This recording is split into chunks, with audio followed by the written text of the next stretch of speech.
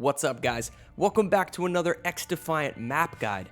I'm your host and favorite mobster, Matt, and today we're going to be analyzing the map known as Meltdown.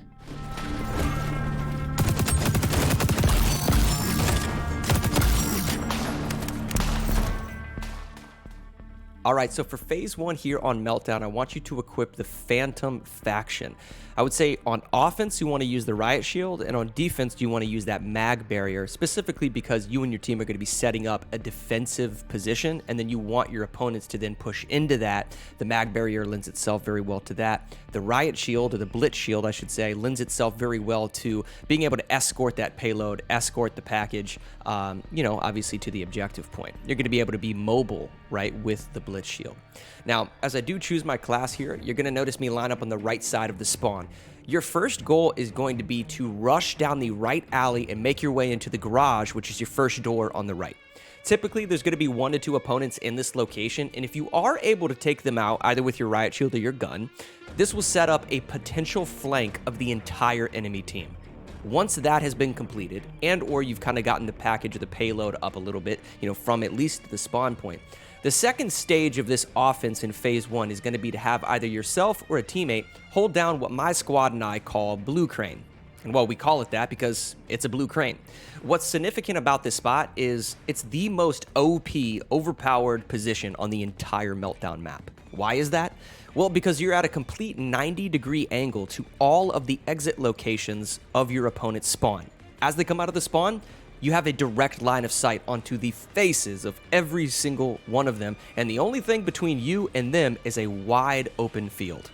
That's going to make it almost impossible for your opponent to actually flank you, so as long as you're spawning back in, rushing back to that blue crane, holding down that line of sight, that amount of pressure that you're putting on the enemy will result in you either capping the objective points in zone control or completing that payload escort. Excuse me.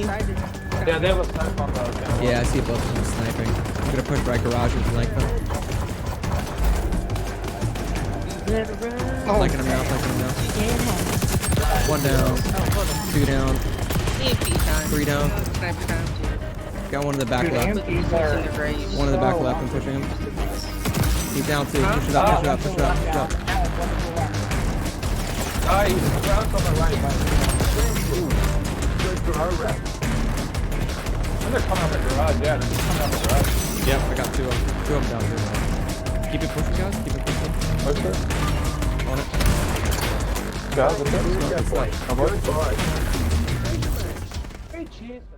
Now, defense for phase 1 of Meltdown is actually incredibly difficult, so I don't want you to necessarily worry about stopping them during this phase, as much as I want you to try to just run as much time off the clock as possible.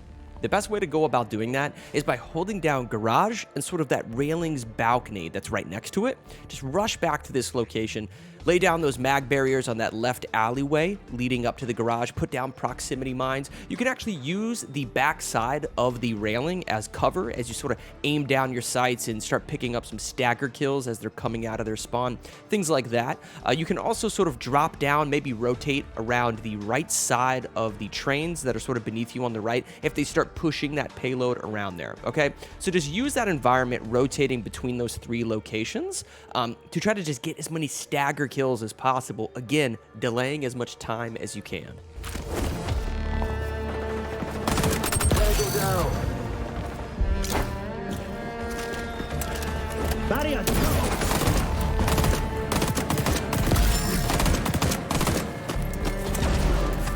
Oh my god.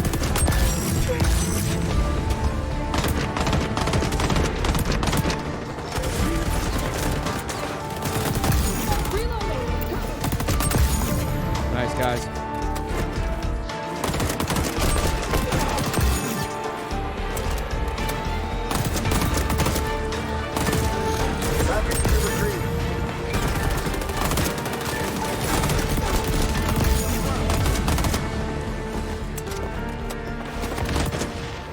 He's pushing into your left. Nice.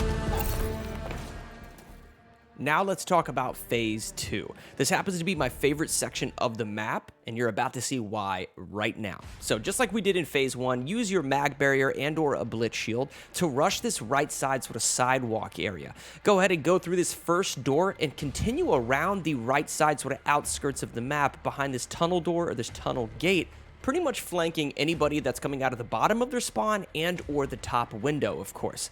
I do want to freeze frame though, and recommend that you guys put a proximity mine right in this specific location. Reason being is as they're pouring out of their spawn, trying to get back to the payload, trying to get back to the zone as quickly as possible, the moment that they drop off of this ledge, it's going to trigger that proximity mine, picking up a stagger kill and making it much more likely for you guys to secure the capture of the zone or escort that payload through underpass.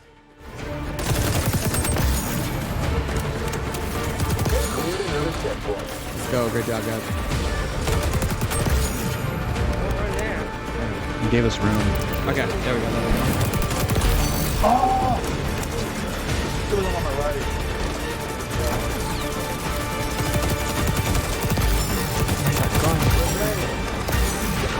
OBJ got it. Oh, great job, guys. I fragged him. Now, what about defense? Well, your main priority during Phase 2 is to completely control the bottom trench, right? This ditch area location that you see me dropping down into. The reason for that is it allows you to completely flank your opponent and or get in their face at any point in the game, right? When you're using that mag barrier, you can set the mag barrier up in front of them. You might even be doing that very often, and they're going to try to counter that in some way, shape, or form. They're going to be ready for that. What this bottom trench area does, though, is it allows you to flank them at any given time. You can pop up, get a kill, drop right back down. The benefit here is they constantly have to be watching behind them as they're trying to push through the objective. You can see how much of a headache this is when you have somebody up top in control room, you have someone in their face, you have somebody flanking them, you have somebody watching the left sidewalk area. All of these things combined leave your opponent vulnerable from a number of different angles, which is a massive advantage to have when there's only a finite amount of time on the clock and every second counts.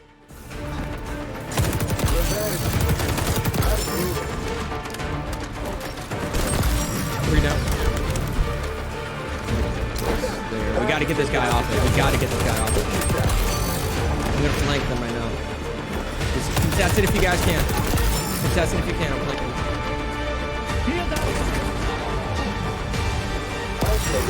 Oh! Got him. All right. Nice. Now that you've reached the third and final phase, you might be thinking to yourself, how the heck are we going to escort this package to the finish line? Well, I've got some good news for you. Whether you're on offense or defense, both sides are going to be utilizing the exact same strategy, which is to basically just control top green room like you see me doing right here. Now, there is an engine in this room, so some people call it top engine or engine room. Also sort of looks like a furnace. I've heard somebody call it a furnace room. I don't know what the meta call out is for this, but we just call it top green. The advantage you have here is, as you can see in this footage, you have free reign to shoot every single enemy the moment that they come out of their spawn. Look how good this vantage point is. It's very difficult to get out of their spawn if there's someone up here, which forces your opponent to prioritize killing you, which opens up the field of play for the rest of your teammates. Now, on the flip side of things, if you happen to be playing defense during Phase 3, same concept, I want you to hold that top green room. But it's a little bit easier if you actually switch over to DeadSec. Now, I wouldn't recommend doing this if you still have your Phantom Ultimate, so go ahead and use that if or when you have to. But if you've already used it, swap over to DeadSec so that you can continuously 3D print those proximity mines. You don't have to, it's just pretty optimal at this point because you really got to control this room. Put that proximity mine at the bottom of green stairs so that even when they start heading up the stairs, even if they crouch, the elevation of them going up the stairs is still going to kill them. If they happen to start putting some pressure on you, though, walk out to the left on the top green balcony. Like, literally walk out to the balcony and then move a little bit to the left so they can't see you outside the doorway as they're pushing that top room.